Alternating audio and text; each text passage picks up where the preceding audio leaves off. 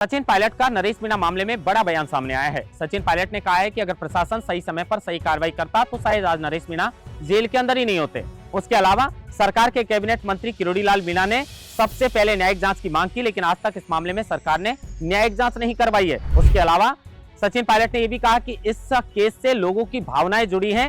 अगर सरकार सही कार्रवाई नहीं करेगी तो ये आग पूरे राजस्थान में फैल सकती है। नरेश मीणा की जमानत कब मिलेगी उस पर भी बातचीत करेंगे, लेकिन बारां के अंदर सियासी रायता फैल चुका है। एक तरफ गोविंद सिंह डोटासरा तो दूसरी तरफ प्रहलाद गुंजल नरेश मीणा के हक में बोल रहे हैं, तो दूसरी तरफ गोविंद सिंह डोटासरा संविधान बचाओ रैली के अंदर प्रमोद जैन भाया की गिरफ्तारी को लेकर साफ तौर पर खुली चेतावनी मंच से एसपी को दे चुके हैं कि कह दिया कि आप गिरफ्तार करके बताइए। तो दूसरी तरफ नरेश मीणा के समर्थक लगातार प्रमोद जैन भाया की गिरफ्तारी की मांग कर रहे हैं। इस पर भी विस्तार से बातचीत करेंगे, लेकिन क्या सचमुच कैबिनेट मंत्री किरोड़ीलाल मीणा राजस्थान के मुख्यमंत्री भजनलाल शर्मा की पर्ची बदलवाना चाहते हैं?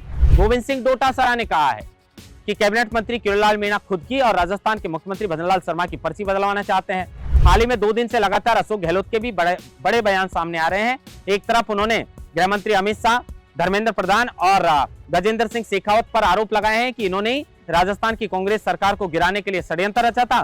तो दूसरी तरफ कह रहे हैं कि बीजेपी के ही कुछ नेता हैं जो दिल्ली से लेकर राजस्थान तक सक्रिय है और वो लगातार कोशिश में है कि किसी भी तरीके से राजस्थान के मुख्यमंत्री भजनलाल शर्मा को हटाना चाहिए, यानी इनकी पर्ची फिर से बदलवानी चाहिए। क्या कुछ पूरा मामला है, इन सब खबरों पर राजस्थान डायरी के अंदर विस्तार से चर्चा करेंगे। नमस्कार, आप देख रहे हैं लोकमत हिंदी और मैं हूं आपके साथ महेंद्र मासूटा।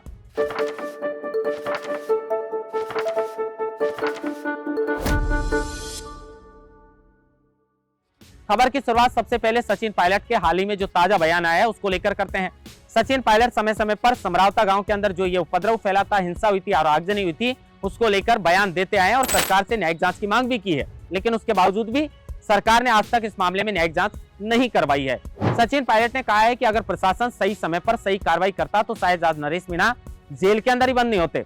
सरकार के ही एक मंत्री ने, यानी सारा कैबिनेट मंत्री किरोड़ीलाल मीणा की ओर था, उन्होंने ही सबसे पहले न्यायिक जांच की मांग की, लेकिन सरकार ने आज तक इस मामले में न्यायिक जांच क्यों नहीं करवाई? अगर न्यायिक जांच होती तो इस मामले में दूध का दूध और पानी का पानी होता, लेकिन सरकार ने न्यायिक जांच नहीं करवाई। SC/ST आयोग भी इस मामले को लेकर कहीं ना कहीं प्रशासन और SDM अमित चौधरी को दोषी मान चुका, लेकिन उसके बाद भी सजा कौन काट रहा है? नरेश मीणा।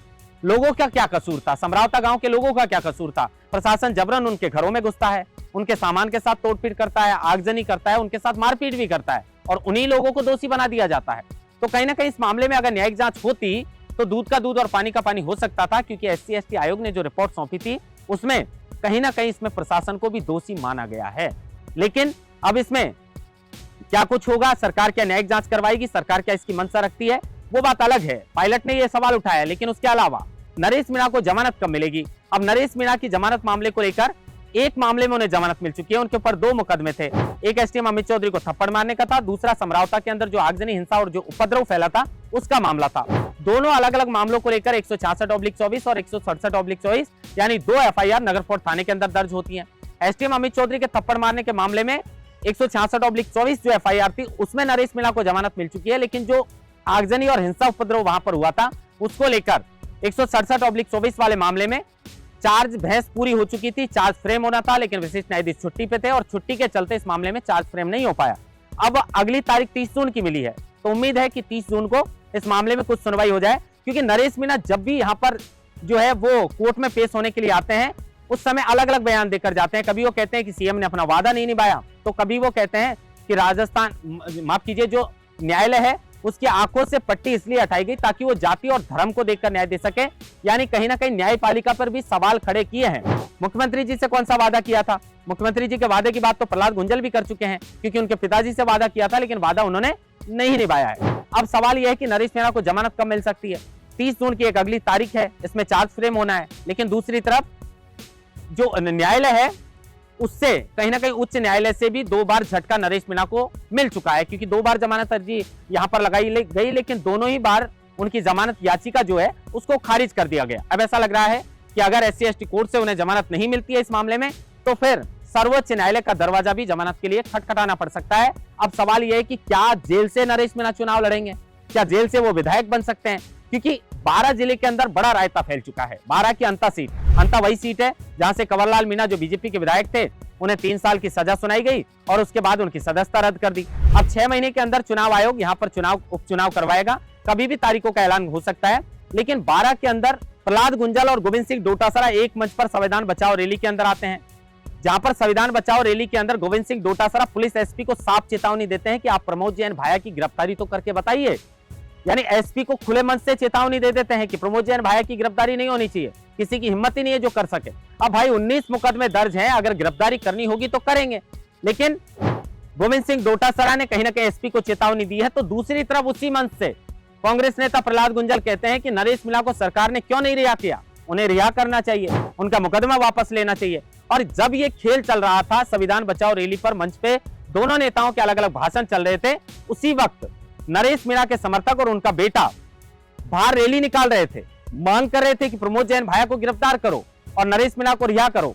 यहां तक कि उन्होंने मुख्यमंत्री और राज्यपाल को ज्ञापन भी जो है वो लिखकर जो 12 के एसपी और कलेक्टर को ज्ञापन सौंपा है और मांग की है कि नरेश मीणा को रिहा करना चाहिए और प्रमोद जैन भाया को गिरफ्तार करना चाहिए। अब कांग्रेस के दो नेता एक मंच पर हैं, एक नरेश मीणा की पैरवी कर रहे हैं, दूसरे प्रमोद जैन भाया की पैरवी कर रहे हैं और प्रहलाद गुंजल हमेशा नरेश मीणा के साथ हैं। नरेश मीणा के समर्थक भारी रैली कर रहे हैं, वो मांग कर रहे हैं कि प्रमोद जैन भाया को गिरफ्तार करना चाहिए।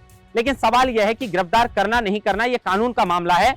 दूसरी तरफ सवाल यह है कि नरेश मीणा क्या जेल के अंदर रहकर ही अंता से चुनाव लड़ेंगे, क्योंकि नरेश मीणा की जमानत जो है वो लगातार लंबी होती जा रही है। 7 महीने से ज्यादा का समय बीत चुका, उन्हें जमानत नहीं मिली। लेकिन उनके समर्थकों का कहना है कि अंता से होने वाले उपचुनाव के अंदर नरेश मीणा ताल जरूर ठोकेंगे, जमानत मिली तो ठीक है, नहीं जेल से भी चुनाव लड़ सकते हैं। तो क्या नरेश मीणा जेल से एमएलए बन सकते हैं, पता नहीं। लेकिन इस तरह की बातें उनके समर्थक लगातार कर रहे हैं। अब जमानत को लेकर 30 जून का इंतजार है, चुनाव जो है उसको लेकर भी कहीं ना कहीं शक्ति प्रदर्शन कांग्रेस की ओर से किया गया, तो दूसरी तरफ नरेश मीणा के समर्थक। अब सवाल यह है कि 12 से जो अंता सीट है उससे कांग्रेस किसको टिकट देगी, तो कांग्रेस कहीं ना कहीं प्रमोद जैन भाया को मैदान में उतार सकती है। लेकिन यहाँ पर त्रिकोणीय मुकाबला देखने को मिल सकता है, क्योंकि नरेश मीणा भी यहाँ से ताल लगभग तय माना जा रहा है कि जरूर ठोकेंगे। देखना होगा इस चुनाव के अंदर क्या होता है। लेकिन दूसरी खबर पर अगर लौटे तो किरोड़ीलाल मीणा, क्या किरोड़ीलाल मीणा सचमुच सीएम की और खुद की पर्ची बदलवाना चाहते हैं? प्रदेश अध्यक्ष गोविंद सिंह डोटासरा जो हैं उन्होंने ये बात कही है कि किरोड़ीलाल मीणा पीछे पड़ चुके हैं, वो राजस्थान के मुख्यमंत्री की पर्ची बदलवाना चाहते हैं। अब इसके पीछे क्या सच्चाई है, क्या इस बयान के मायने हैं? लेकिन राजस्थान के 3 बार मुख्यमंत्री रहे हैं अशोक गहलोत, जोधपुर से लगातार उनका बयान सामने आ रहा है। वो कह रहे हैं कि राजस्थान के मुख्यमंत्री को हटाने के लिए षड्यंत्र रच रहे हैं बीजेपी के ही कुछ नेता। कौन बीजेपी के नेता है? गोविंद सिंह डोटासरा ने किरोड़ीलाल मीणा का नाम लिया है, तो क्या किरोड़ीलाल मीणा पर्ची बदलवाना चाहते हैं? कौन नेता है, या फिर अपने ही नेताओं को मुख्यमंत्री के खिलाफ भड़काने की ये साजिश है? क्या साजिश है इसके पीछे, पता नहीं। लेकिन जिस तरीके से पूर्व मुख्यमंत्री अशोक गहलोत ने यह बयान दिया है और जिस तरह गोविंद सिंह डोटासरा ने किरोड़ीलाल मीणा के ऊपर ये आरोप लगाए कि वही पर्ची बदलवाना चाहते हैं, उसके बाद में अशोक गहलोत के पूर्व एसपी रहे थे लोकेश शर्मा ने अशोक गहलोत को लेकर कहा है कि उन्हें तो हमेशा ऐसे लगता है कि शायद जैसे मेरे साथ 5 वर्ष तक हुआ है। आपको भी पता होगा कि कांग्रेस सरकार में किस तरीके से 5 वर्ष मुख्यमंत्री के पद पर अशोक गहलोत ने निकाले हैं, क्योंकि लगातार शुरू से ही एक ही मंच पर शपथ लेते हैं सचिन पायलट उप मुख्यमंत्री की और वो मुख्यमंत्री की, और 5 साल तक राजस्थान में जो खेल चलता है कुर्सी के लिए, जो भी करना पड़ा। लोकेश शर्मा के मुताबिक साजिश भी रची अपने लोगों के खिलाफ, और अपने आला कमान है उसको भी कहीं ना कहीं जो है वो उनके साथ विश्वासघात किया गया अशोक गहलोत की ओर से। लेकिन गद्दी पर 5 वर्ष तक बरकरार रहे और उसका परिणाम क्या हुआ? सचिन पायलट को नजरअंदाज किया गया तो कांग्रेस की हार हो गई। अब इस मामले को लेकर लगातार राजस्थान में सियासत छिड़ चुकी है। एक तरफ गोविंद सिंह डोटासरा है जो किरोड़ीलाल मीणा को लेकर कहते हैं कि वो पर्ची बदलवाना चाहते हैं, तो दूसरी तरफ अशोक गहलोत कह रहे हैं कि कुछ नेता सक्रिय हो चुके हैं। उन्होंने तो ये तक कह दिया कि बीजेपी के नेता जो अमित शाह हैं, धर्मेंद्र प्रधान है और गजेंद्र सिंह शेखावत हैं, इन्होंने ही षड्यंत्र रचा था राजस्थान की कांग्रेस सरकार को गिराने के लिए। इनका प्लान कर्नाटक, महाराष्ट्र और मध्य प्रदेश में कामयाब हो गया, लेकिन राजस्थान में इनका प्लान, इनका षड्यंत्र कामयाब नहीं हो पाया है। यहां तक कि उन्होंने ये कहा कि पैसे भी बांटे गए हैं, कहीं 35 करोड़, कहीं 50 करोड़, कहीं 20 करोड़, और इसके मेरे पास सबूत भी हैं। क्या सच्चाई है और इस खबर को लेकर दर्शक क्या सोचते हैं, कमेंट बॉक्स में जरूर बताइएगा। महेंद्र बास्टा, लोकमत हिंदी, जयपुर।